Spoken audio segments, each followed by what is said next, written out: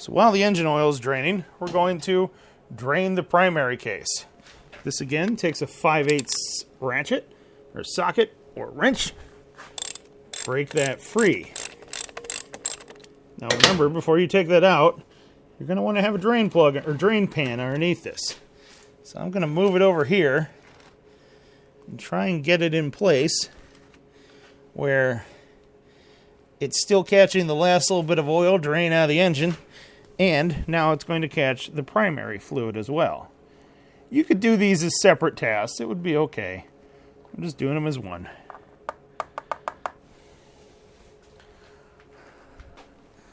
Now, we're draining the primary oil out of this thing. So we're going to clean the primary drain plug off in the same fashion we did with the oil pan drain plug. And make sure the magnet's good and clean. And then, of course, replace the O-ring. If you need to buy any spare O-rings, I put a link in the bio to where you can get one, or at least to the OEM size, and then you can find one online at your parts supplier of choice.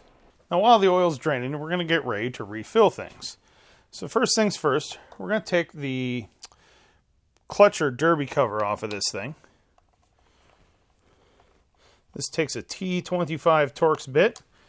I already went around and broke all these free.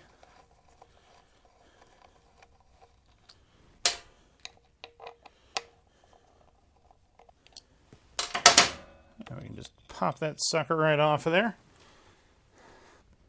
Now we're going to reinstall our drain plug with our new O-ring. You want to be careful when you do this. You don't cross-thread anything. It's fine threaded and it's aluminum, so start it in there with a light touch. It should thread in almost all the way with just your fingertips. If it's binding up, take it out and inspect. Something's wrong. You can tighten it up into place and torque it to spec.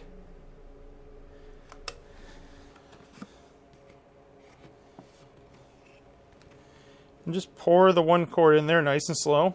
Whoop. Accidentally pinched the bottom of the oil funnel shut.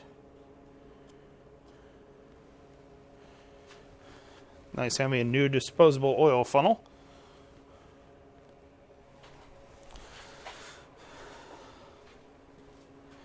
Now we can reinstall the clutch cover, clutch/derby cover. Make sure your O-ring here is clean and in good shape, which this one is. Make sure the inside of your clutch and derby cover is in good shape. Should be able to put that up in there and set it right into place.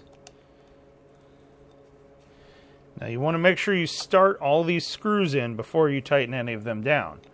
Then when you do tighten them down, you want to go in a crisscross pattern. Think star-shaped.